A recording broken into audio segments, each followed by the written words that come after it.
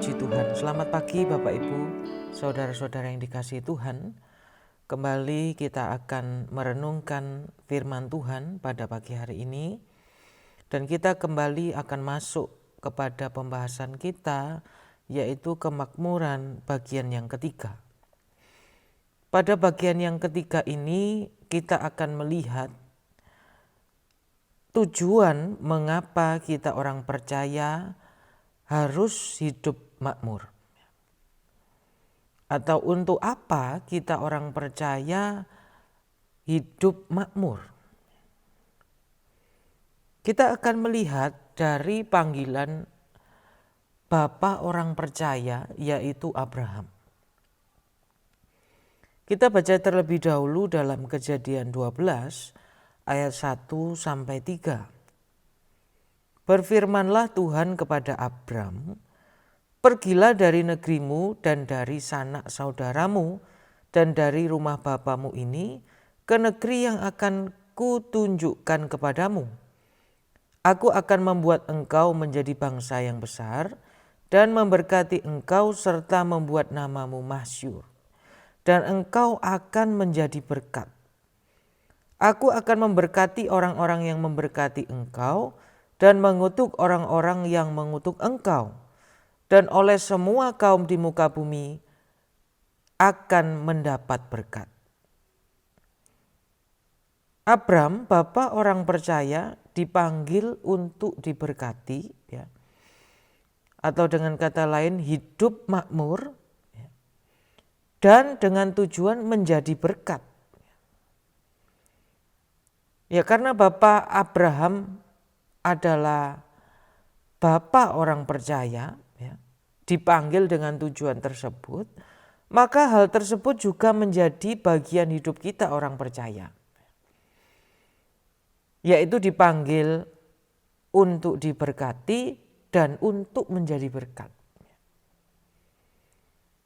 Ya, kita hidup dalam kemakmuran, ya, bukan untuk berfoya-foya, ya, bukan untuk kepentingan diri sendiri, bukan untuk kesenangan kita sendiri, tetapi dikatakan kita itu harus menjadi berkat bagi orang lain. Ya, inilah tujuan kita orang percaya harus diberkati, ya, atau harus hidup dalam kemakmuran. Bukan untuk menyenangkan daging kita, ya, bukan untuk kesenangan diri kita, ya, tetapi jelas, ya, sejak Tuhan memanggil Abraham, ya, tujuannya adalah untuk menjadi berkat bagi orang lain. Ya. Dalam Filipi 2 ayat 4 sampai 5 jelas dikatakan, Filipi 2 ayat 4 sampai 5, "Dan janganlah tiap-tiap orang hanya memperhatikan kepentingannya sendiri, tetapi kepentingan orang lain juga. Hendaklah kamu dalam hidupmu bersama menaruh pikiran dan perasaan yang terdapat juga dalam Kristus Yesus."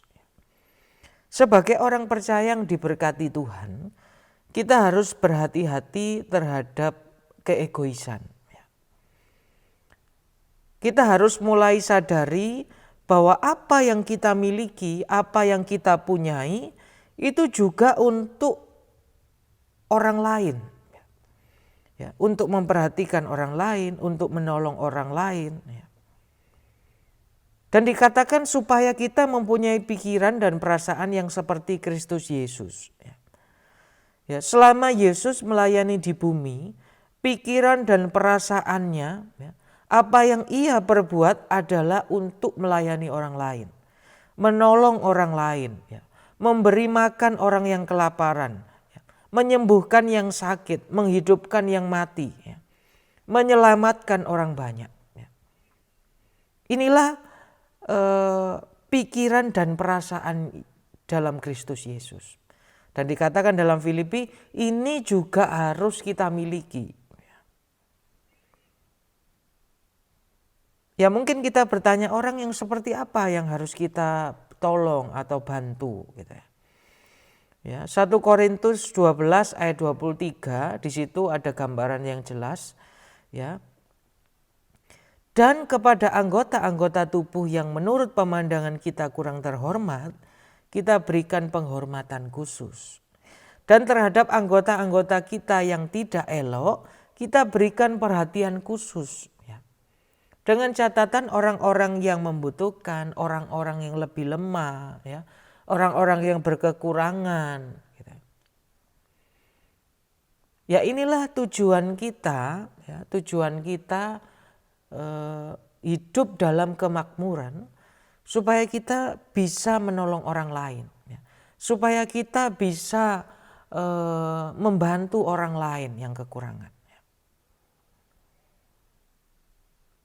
Kisah Para Rasul 4 ayat 33 sampai 35, di situ juga ada gambaran yang jelas tentang jemaat mula-mula yang hidup dalam kemakmuran.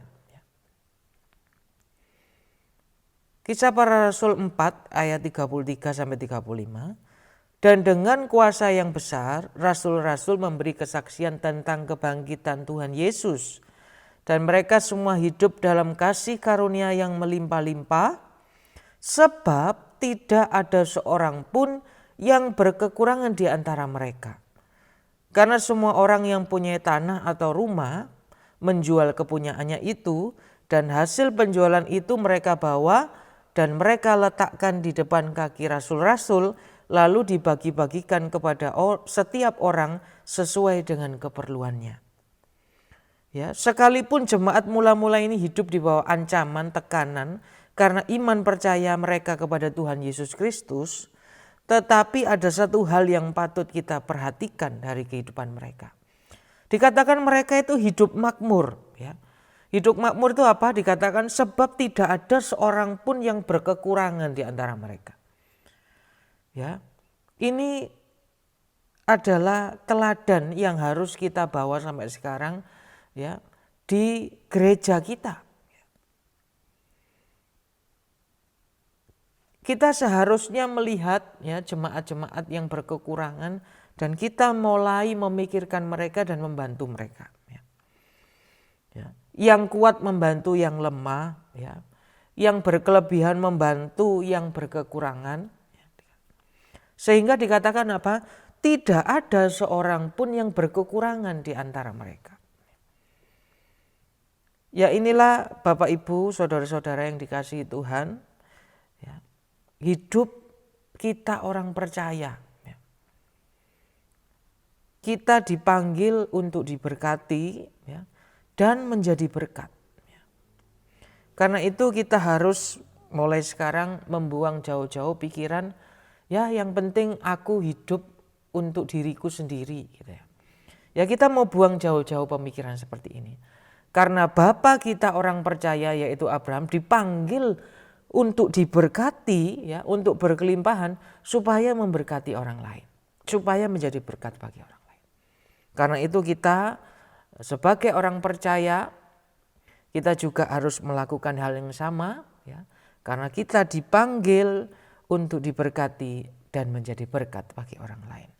Puji Tuhan, inilah firman Tuhan yang bisa saya sampaikan pada pagi hari ini, dan kita mau satu dalam doa. Bapa kami dalam kerajaan surga, kami mengucap syukur buat hari yang baru ini dan buat firman-Mu pada pagi hari ini Tuhan. Terus memberkati kami Tuhan, memberkati seluruh sedang jemaat-Mu, dan kiranya Tuhan terus jadikan kami berkat dimanapun kami berada. Terima kasih Tuhan, kami sambut hari yang baru di dalam nama Tuhan Yesus Kristus. Haleluya. Tangan-Mu